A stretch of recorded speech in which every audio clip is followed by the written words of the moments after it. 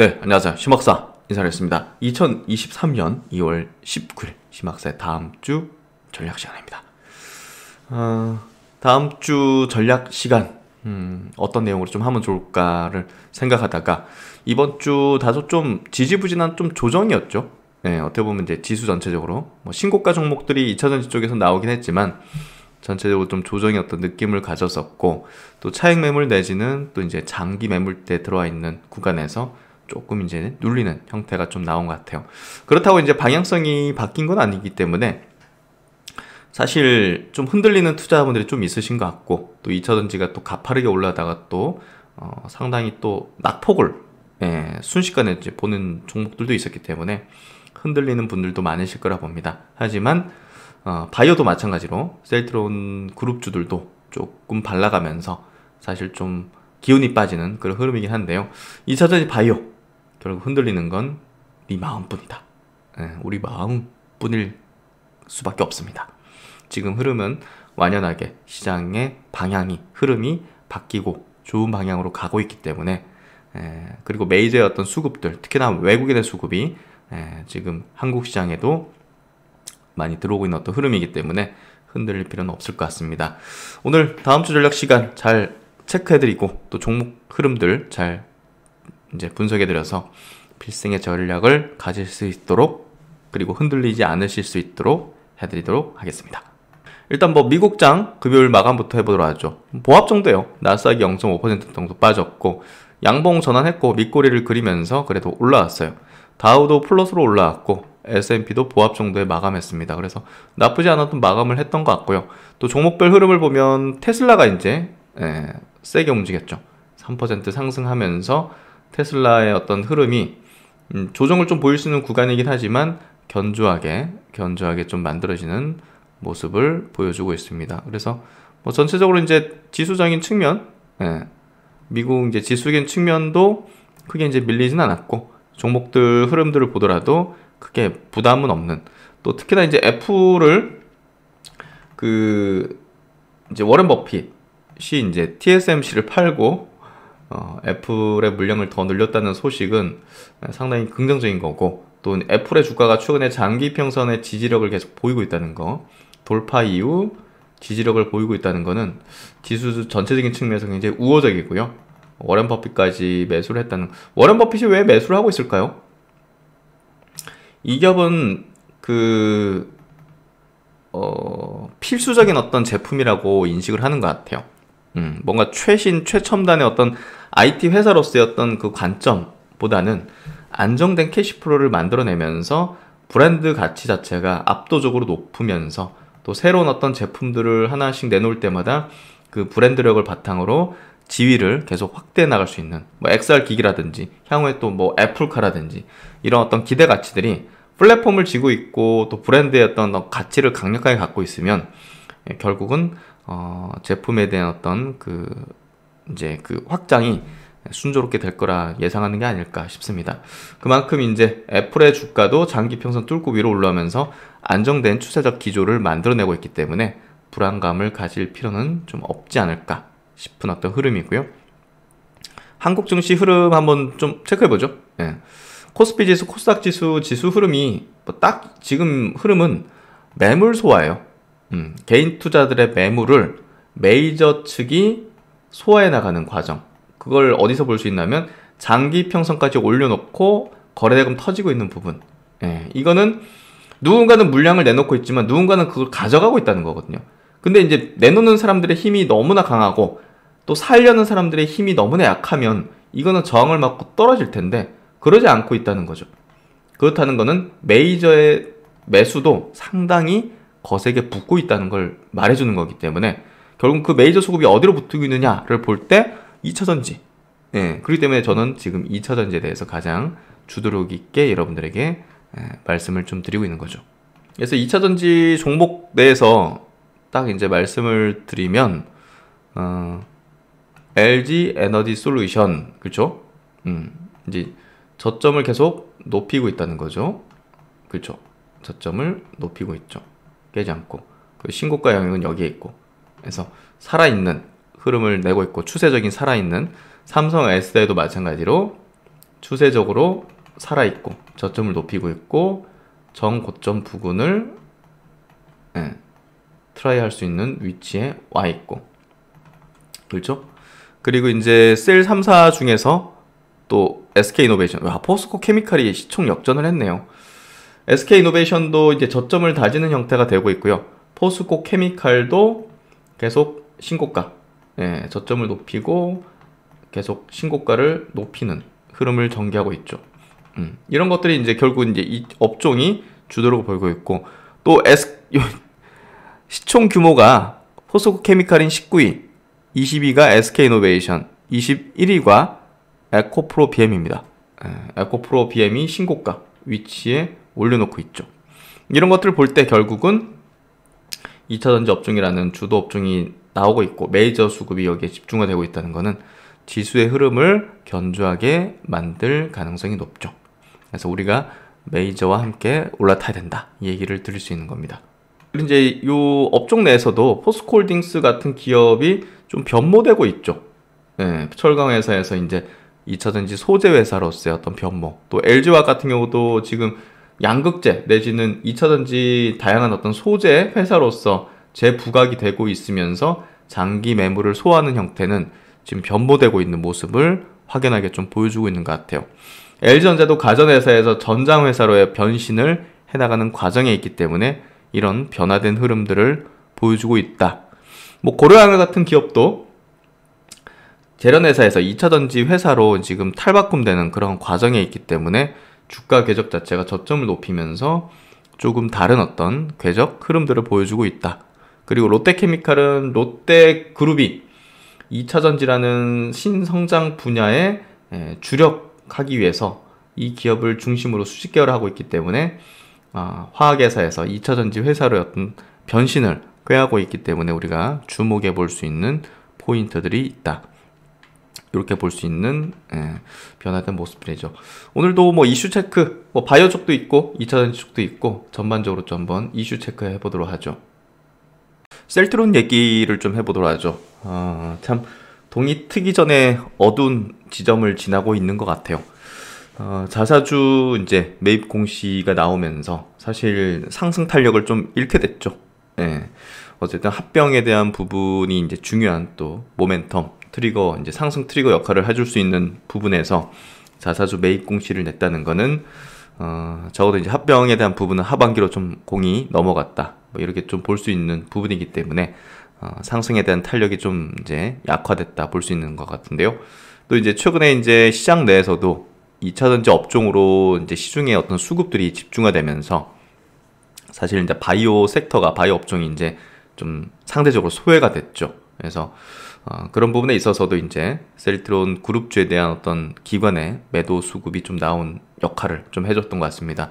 셀트론 그룹주들이 좀 움직이지 못한다면 전체 바이오 섹터 전체적으로 좀 움직이지 못하는 어떤 경향을 보이기 때문에 그런 부분에서 셀트론의 어떤 최근의 어떤 전저점 깨는 어떤 부분은 좀 아쉬운 어떤 대목인데요.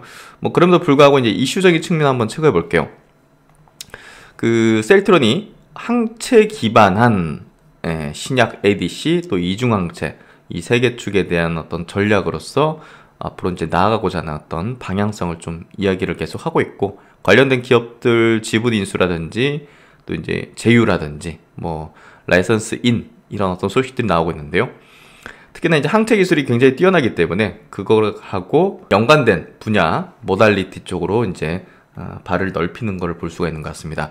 셀트론은 올해 신규 항체 치료제, 또 이제 ADC 항암제, 이중항체, 경구용 또 항체 치료제 등 신약 파이프라인과 함께 신규 제형 확보를 위해서 국내외 기업과 다양한 오픈 이노베이션을 진행하고 자체 개발 및 연구를 통해 신약 개발 회사로서의 면모를 갖춰 나간다는 목표다.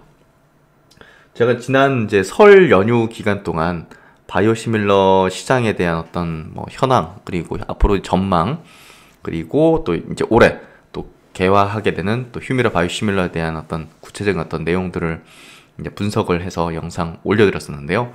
그걸 보면 이제 알 수 있듯이 이 바이오시밀러 시장이 경쟁 구도가 좀 많이 격화되는 것 같긴 한데, 그럼에도 불구하고 이제 과점 체제 형태로 좀 가고 있다는 측면은 우리가 또 긍정적으로 볼 수 있는, 또 상위권 레벨에 있는 또 셀트론 입장에서는 상당히 이제 좋을 수 있는 그런 부분이다.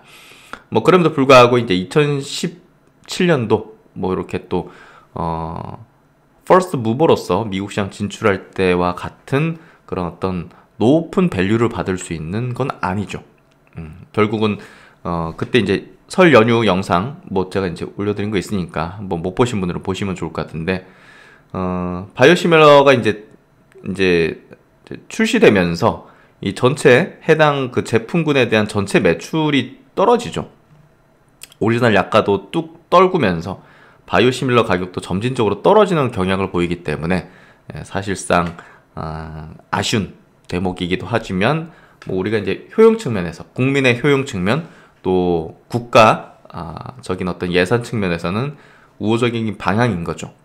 그래서 그런 부분에서 계속 이제 이쪽 분야가 장려되겠지만, 어쨌든 기존 제품 가지고서는 계속 매출 성장을 내기는 어려운 부분이기 때문에 새로운 제품을 계속 내놔야 되고, 이제 새로운 시장에 진출하고 또 이제 이런 신약이라는 어떤 분야로 진출을 해야지만 밸류에이션을 좀 받을 수 있다. 그 측면은 확실한 것 같습니다.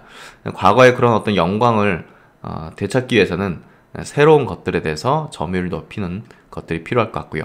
셀트론은 기존 바이오시밀러 의약품의 주요 질환 영역인 항암 면역 치료제 분야에서 퍼스트 무버로서 시장에서의 선점 효과를 극대화하고 향후 치열한 경쟁에 대비하기 위한 신약 후보 물질 발굴에도 적극적으로 나선다는 전략이다. 특히 자체 보유한 글로벌 수준의 전주기 항체 개발 플랫폼 기술과 의약품 임상 허가 역량을 활용해서 후보 물질 발굴과 개발의 속도를 낸다는 계획을 갖고 있습니다. 신규 항체 치료제 개발에 나섰다.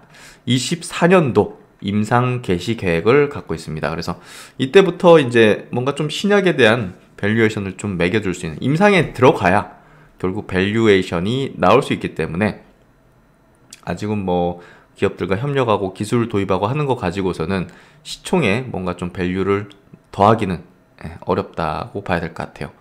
그래서 셀트론은 초기 개발 물질 중 유망한 대상을 선별해서 패스트 팔로잉 하는 전략을 바탕으로 다수의 항체 신약 파이프라인을 개발하고 있다. 선행 제품들을 면밀히 연구해 개발 리스크는 줄이고 효율은 높이는 것이다. 이를 위해서 항체 발굴에 특화된 국내외 CRO 업체와 협력을 해서 24년 임상 개시를 목표로 개발을 진행 중에 있다. 일부 항체는 후속 개발 중인 바이오시밀러 파이프라인과의 병용을 통한 새로운 표준 치료법 제시 등 연계를 통한 시너지 극대화에 초점을 두고 개발을 진행하고 있다. 그래서 셀트론이 이제 이런 어떤 분야로 계속 이제 발을 넓히고 역량을 높이는 방향은 이제 뚜렷한 것 같습니다. 특히나 이제 그 중에서도 가장 에너지를 집중하고 있는 분야는요, ADC 항암제 분야입니다. 항체 기술을 뚜렷하게 갖고 있는 셀트론 입장에서는 이 항체 기술을 보다 극대화시킬 수 있는, 타겟팅에 정확히 가서 거기서 떨굴 수 있는 이 ADC 기술, 플랫폼 기술에 가장 큰 관심을 기울이고 있는 거 볼 수 있는데요. 결국 이제 미국의 이제 익수다, 영국의 이제 ADC 개발 전문 회사인 익수다 테라푸틱스에 투자를 해서 최대 지분을 확보했다는 것 자체가 이 분야에 대해서 가장 열을 올리고 있다는 걸 알 수 있고요. 최근에는 국내 바이오텍인 피노바이오하고 ADC 링커 페이로드 플랫폼 기술 실시 옵션 도입 계약을 체결해서 총 15개 타깃의 피노바이오의 ADC 플랫폼을 활용할 수 있는 권리를 확보했고, 지분 투자, 공동 연구 계약까지도 체결했습니다. 그래서 지금 셀트론이 가장 에너지를 집중하는 신약 관련 기술은 ADC 분야다. 뭐 이중항체 쪽으로도 이제 높이고 있는데요. 어쨌든 ADC 쪽의 성과에 대해서 우리가 좀 기대를 하는 부분이 필요할 것 같고요. 또 이제 항체 치료제를 또 경구용으로 바꾸는 그런 어떤 기술을 공동 개발하는 부분도 하고 있고, 그래서 많은 곳에 이제 발을 넓히고 있는 과정이 있는데요. 아직까지 이제 그게 밸류를 올려주기 위해서는 임상 단계 진입하고 일상 단계 진입하고 해서 일상의 어떤 결과가 좀 우호적으로 나온다든지 하면 좀 기대 가치를 받을 정도가 될 수 있겠죠. 어쨌든 3사 입병 이후 뭔가 이제 좀 역량을 좀 더 집중하고 계획적으로 갈 수 있는 부분이 있지 않겠는가 생각이 됩니다.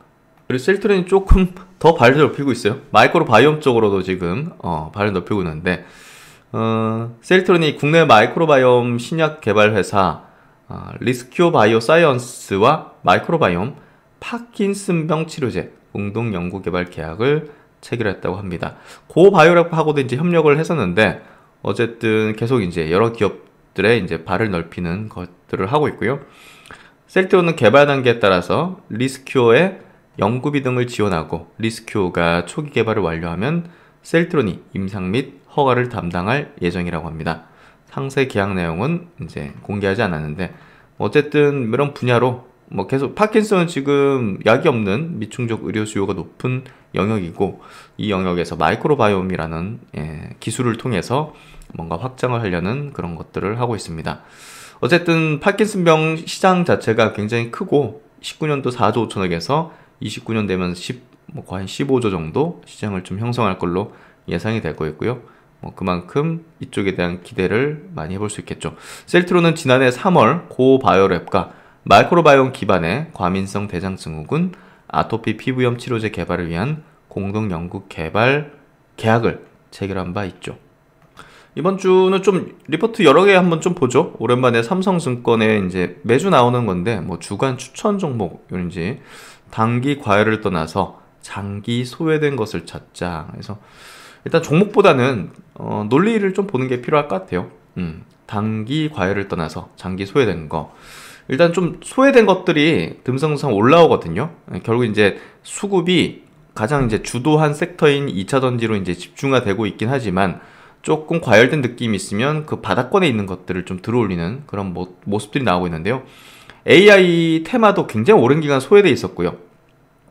또 이제 우주항공 테마도 2년 넘게 역별 굉장히 안 좋았어요. 세트랙 아이 같은 거 보시면.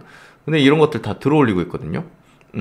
그리고 이제 모멘텀을 이제 작용시키긴 했지만 그래서 이제 결국은 지금 뭐가 또 이제 바닥권에서 좀 형성되고 있느냐. 제가 이제 AI 로봇 다음에 이제 테마 영역은 자율주행 쪽에 우리가 좀 관심을 둘 필요가 있다. 그래서 그 관련주들의 수급이 들어오고 있죠. 그래서 뭔가 소외된 것들 중에서 성장하는 것들을 이제 골라야겠죠. 그냥 시클리클하고 막 쇠퇴산업에서 고를 필요는 없을 겁니다. 2차전지 쪽에서도 신사업을 펼치는 기존의 이제 전통적인 사업군을 가지고 있었지만 뭐 고려항 같은 거, 또 이제 뭐 IS 동소 같은 거 이런 것들이 이제 2차전지 사업을 이제 들어올리면서 결국은 주가도 바닥권 탈출하는 모습들을 보이고 있는데요. 그런 것들을 잘 선별하면 좋을 것 같아요. 그래서 이제 증시 조정에 대해서 너무 확대 해석할 필요 없다 하는데 그 논리로는 첫 번째 미국의 물가지수 불안감은 방향성에 대한 의심이 아니다. 그래서 너무 그거를 지금 부정적으로 볼 필요는 없다. 두 번째는 국내 증시의 수급 여건은 빠르게 개선되고 있다. 지금 고객 대금도 많이 올라와서 48조까지 이제 반등했고요. 특히나 중요한 건 코스피 거래대금이 45% 증가했는데 코스닥은 더 많이 증가했죠. 그래서 바닥권 종목들도 바닥 탈출하는 모습들은 결국은 시장이 돌아서고 있다는 걸 확실히 보여주는 거기 때문에 단순히 이제 뭐 조정 나오는 걸 겁내가지고 도망가고 하는 그거는 잘못된 판단인 거죠. 그래서 이제 삼성증권 요 리포팅에서 고려해안을 조금 주목하는데요. 올해 하반기 신사업이 시작했다. 그래서 23년 신사업 가치, 2차전지 소재하고 또 이제 배터리 리사이클링에 대한 반영 기대감, 또 친환경 사업 분야에서 핵심 기업들과 또 동맹 구조를 구축 완료한 부분들, LG화학, 또 한화, 또 이제 이런 어떤 기업들. 그래서 지금 기존의 이제 재련 업체에서 뭔가 친환경 기업으로 탈바꿈하는 그런 모습들을 한번 고려해서 주목해보자. 그리고 이제 한화 에어로스페이스, 우주항공 분야에서 탑픽 기업이죠. 계속 꼽아들인 기업이고 최근에 이제 신고가의 영역을 내고 있는데요. 지금 하나그룹은 방산 우주, 그리고 이제 태양광 친환경, 이쪽 두 가지 분야로 이제 계속 성장 어떤 이제 그 에너지를 집결하고 있는데요. 그 중에서 이제 방산 그 우주항공은 하나 에어로스페이스로 이제 집결되고 있습니다. 그래서 이런 기업은 이제 장기 투자성으로 우리가 꼽을 수 있고, 방산도 이제 성장으로 가고 있지만 우주 쪽을 더 봐야 되죠. 한화 에어로스페이스는. 그래서 그런 부분에서 이 밸류체인이 완성된 위성 안테나 쪽으로 하나 시스템, 또 위성을 제작하는 업체로는 세트라가이를 인수했죠. 또 엔진 한화 에어로스페이스, 또 발사대는 한화 디펜스에서 이 우주 밸류체인을 완성한 측면들, 그리고 장남이 여기에 이제 집중하고 있잖아요. 우주 쪽으로. 대기업이 장남이 어디 있는지가 중요하죠. 롯데그룹은 롯데케미칼이라는 회사의 장남 후계자가 가서 2차전지 소재 사업을 진두지휘하고 있죠. 그래서 그 대기업의 후계자가 어떤 사업을 쥐고 추진하고 있는가, 그러면 그 사업 부문이, 그 기업이 결국은 장기적으로 그 대기업 그룹 내에서 계속 역량을 집중할, 그리고 장기 상승할 가능성이 매우 높은 그런 종목이 될 겁니다. 한화그룹에서는 한화 에어로스페이스가 그런 기업인 거죠. 그리고 이제 LG전자, 전기전자 업종 내에서 이제 L전자 많이 좀 강조드린 종목인데요. 결국은 이제 전장 부분이에요. 전장 부분 흑자, 또 유럽 경기 회복 모멘텀. 유럽에 대한 매출 비중이 높은 기업으로서 결국 이제 LG전자의 또 실적 회복 내지는 또 기대 가치에 유럽은 매우 중요할 수밖에 없습니다. 특히나 이제 마그나와 합작사를 통해서 파워트레인을 이제 만들고 있는 측면에서 본다면 마그나가 유럽에 대한 비중이 높다는 측면은 결국은 유럽의 회복, 경기 회복이 상당히 LG전자에게도 좋은 어떤 역할을 좀 해주고 있다는 거죠. 그리고 이제 삼성전기도 마찬가지로 최근에 이제 LG전자와 함께 같이 올라오고 있는데요. MLCC 업황이 좀 개선되고 있는 강한 반등이 기대된다는 부분들, 그리고 삼성전기 갖고 있는 IT 이제 부품들, 중국의 IT 경기가 살아나고 있기 때문에 중국 리오픈에 따른 IT 기기 수요 회복하는 이 흐름이 결국은 삼성전기의 강력한 턴어라운드로 연결이 되고 있다는 거, 이 부분을 좀 같이 주목을 할 필요가 있을 것 같습니다. 그리고 이제 자율주행 분야에서 제가 이제 HL만도 그리고 현대오토에버 이 두 개의 이제 대형주에 대해서 조금 강조를 좀 드려왔는데요. 그 중에 이제 HL만도 리포팅 한번 좀 볼게요. HL만도 양호한 외형 성장, 하지만 수익성은 아쉽다. 일단은 이 기업이 전장, 이제 전기차향으로 이제 매출 비중이 높아지는 게 중요해요. 그리고 이 기업이 또 물적 분할에서 100% 지분을 갖고 있는 자율주행 회사, HL 클레 무브, 그 회사의 이제 성과, 이런 부분들이 이제 이 기업의 중요한 부분일 텐데요. 어쨌든 3월 1일 또 테슬라의 이제 인베스터 데이에 또 자율주행 관련된 기대 가치가 볼 수 있고, 약간 모멘텀 측면으로 또 볼 수 있을 것 같아요.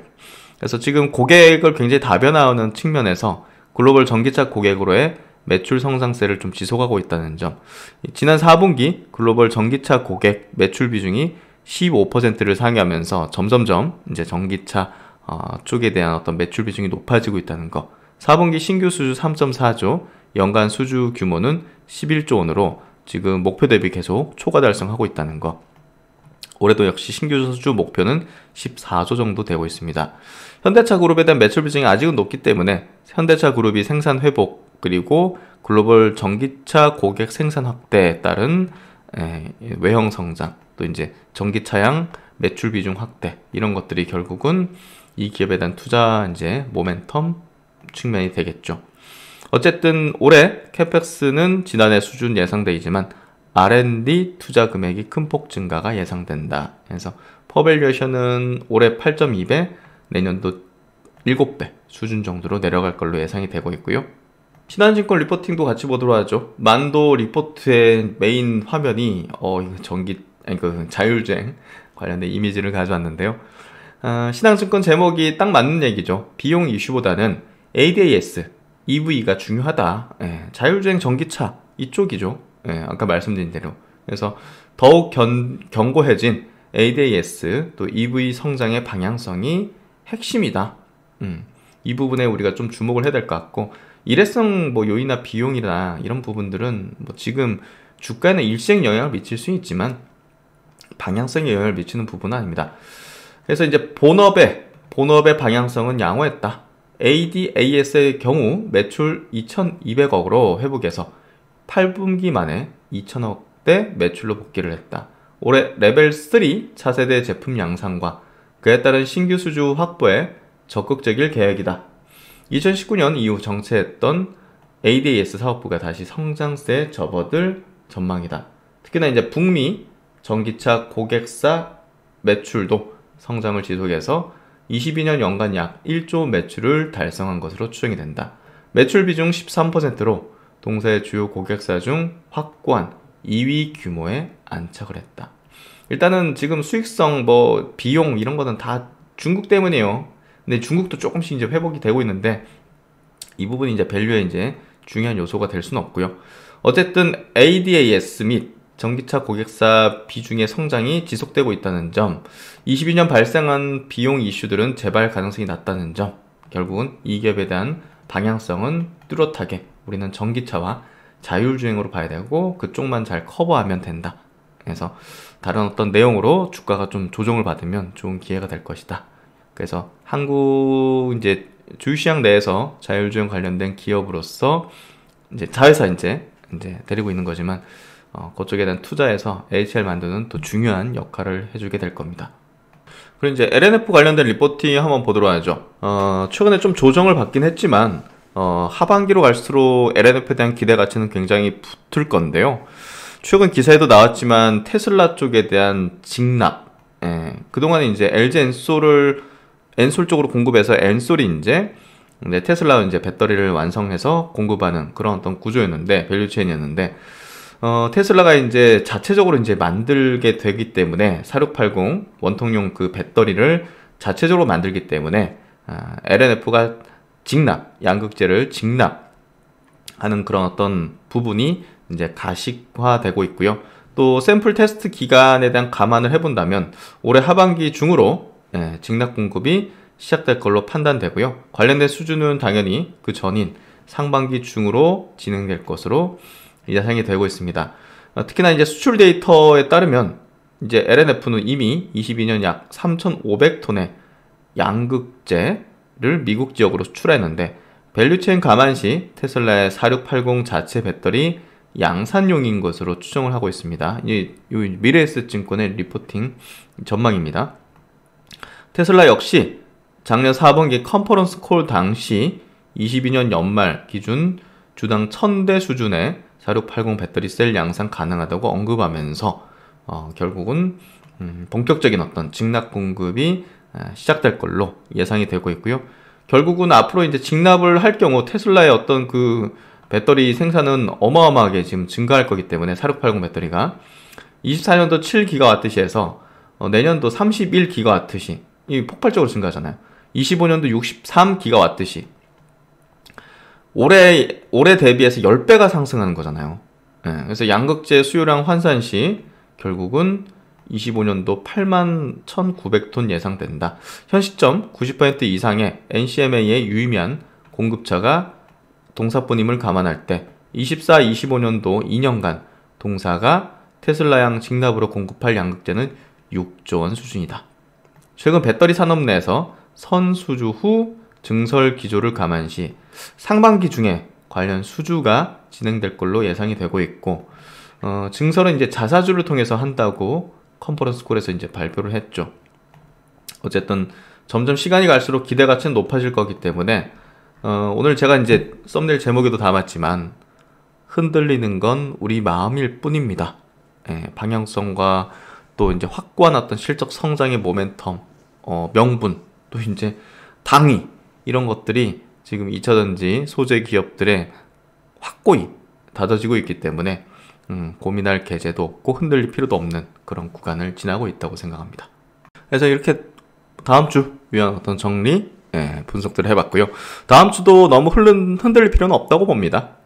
주도하고 있는 지금 업종에 집중해 나가고 또 바이오 업종은 계속 바닥권에 물량들을 모아나가는 전략을 계속 이어간다면 뭐 특별하게 문제될 건 없는 그런 시장이라고 볼 수 있을 것 같습니다. 다음 주에 또 금통이 열리는데요.